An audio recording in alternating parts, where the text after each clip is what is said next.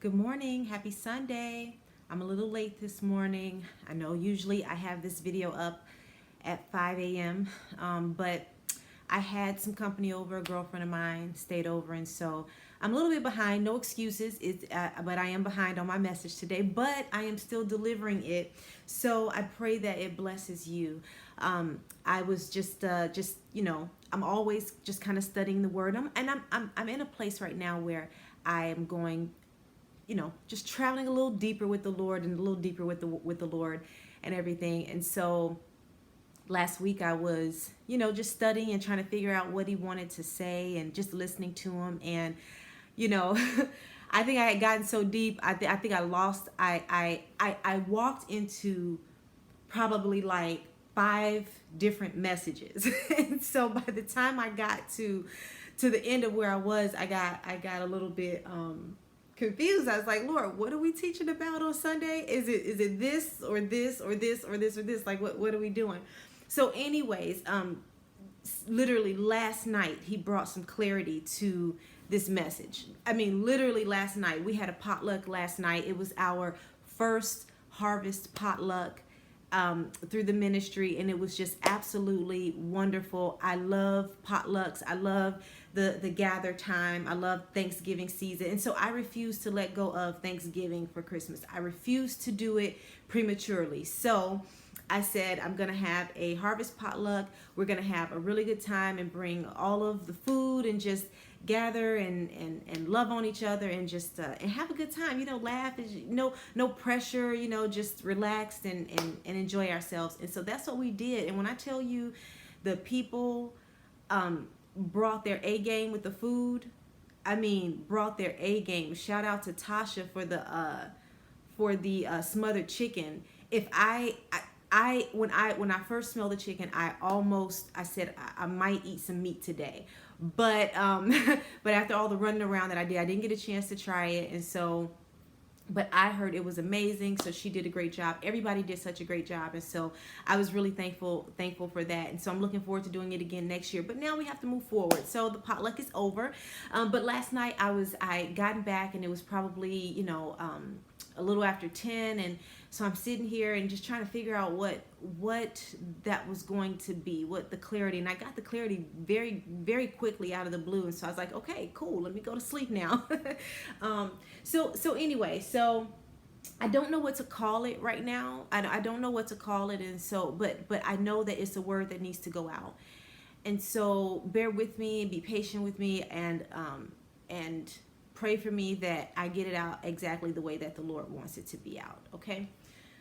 So with that, I think, well, I might not have taken you on that journey with me. I'm always journeying through Joshua because it's just a great book. But I'm gotten to the end of Joshua and walked into Judges and just walked into just, some interesting things. But what I'm going to do is start off with Judges chapter 2. And I'm going to start at verse 6. And it says, after Joshua had dismissed the Israelites, they went to take possession of the land, each to his own inheritance.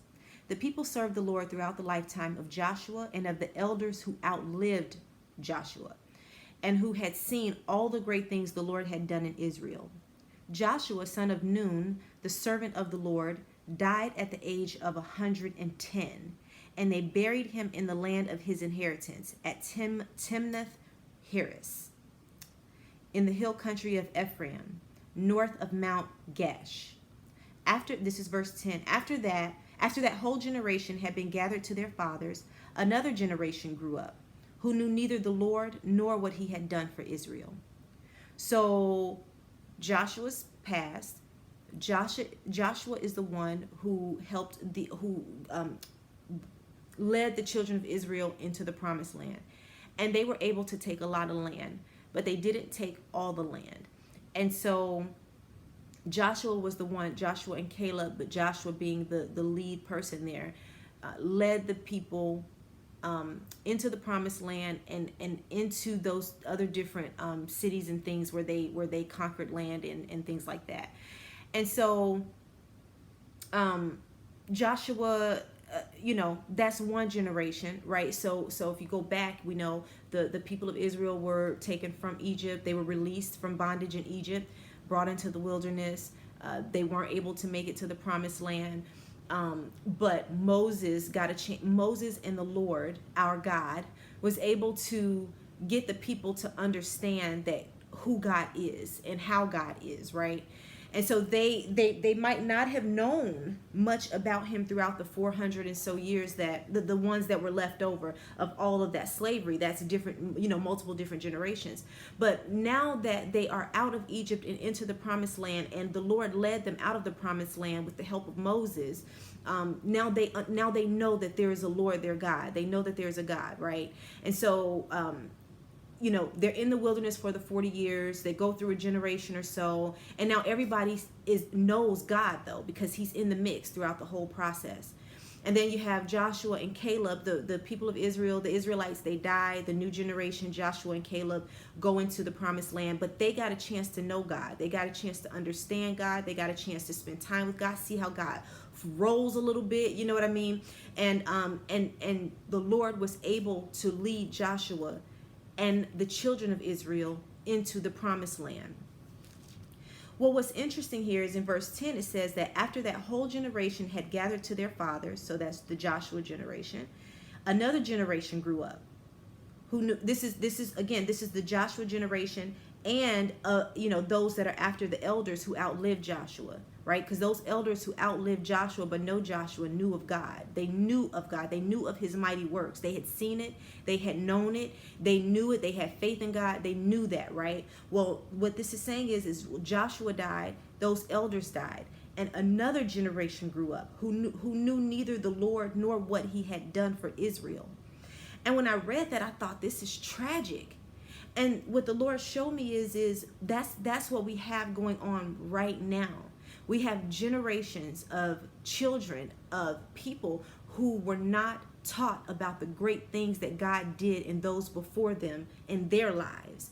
They weren't taught about God. They weren't, the Lord, he's a generational God. And so he just talked about how, when we have children, we should be raising our children to know him, teaching them and telling them about all the amazing things that he did in our lifetime and for us. They should know of God. They should know how to talk to God, how to pray to God, how to spend time with God. They should know who he is, his character. They should see us demonstrating what it means to have a relationship with God so that they know what to do. They should see us warring and praying and relying on God and having faith in God and trusting God. They should see us doing these things. That way they take it on with them from generation to generation. And so the Lord was showing me that we should not only be teaching our children, but our grandchildren, and Lord willing, our great-grandchildren, right? And so then I thought, no wonder the Lord wants us to have a long, healthy, prosperous life, because as long as we are in line with his will, we are able to allow him to use us to teach and to help other people get connected to him and know who he is and how he is and his character and how to rely on his power and his strength. And so that's what we should be doing as a people. We should be raising up our children to know him. But what we are living in right now is generations of children who do not know him because no one told them. And so you have a lot of lawlessness going on because no one explained to them who God was. No one demonstrated. We can say explain all day long, but no one demonstrated what it meant to follow God. What they demonstrated was religion. They demonstrated how you can say, oh, Jesus, Jesus, Jesus, hallelujah, and then go grab your crack pipe. That came out of my spirit. I don't know. I'm just saying, you can say Jesus, Jesus, Jesus, yet, you're out there, doing things that Jesus has nothing to do with, right? I mean, this is the thing. What have we been demonstrating? And so, unfortunately, what we have or haven't, if you will, been demonstrating has been that has been passed on to a generation that is now here and they don't know God. And so it's tragic. It's tragic because we're seeing the effects of that. And so that's what I'm seeing here. That's what God is showing me. That's what he's shown me before. And so just reading that really kind of took me back to helping me to see what's going on today, what's going on in the world today. And there's so much happening, right? There's so much happening all at once. Everything is so confusing and twisted and up and down, and it's just so much going on right now. So much anxiety, so much stress, so much uncertainty in people's lives. And it's because they haven't learned how to anchor themselves with the rock, with our Lord, right? They haven't learned how to have a relationship with God. They haven't learned, right? And so moving on,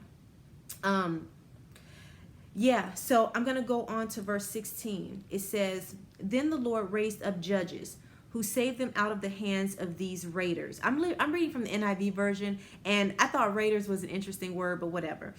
So anyways, the Lord is talking about this generation. So they, there have been times where, and just kind of giving you a little bit of a backdrop, again, in this time of the judges, they're still supposed to be possessing land. They're still supposed to be conquering the rest of Canaan. The other thing that the previous generation, they didn't, and we're going to get to there. I might be getting ahead of myself. But they didn't teach them that they were supposed to drive out. The thing is they were supposed to drive out all of these other nations. They weren't supposed to make covenant with them or any of that, right? If we go to Exodus 34 and 11. Let me go there really quickly. I mean, God said it a couple of times, but quite a few actually. It says in verse, I'll start at 10, 34 and 10. It says, then the Lord said, I am making a covenant with you. Before all your people, I will do wonders never before done in any nation in all the world. The people you live among will see how awesome is the work that I, the Lord, will do for you. Obey what I command you today. I will drive out before you the Amorites, the Canaanites,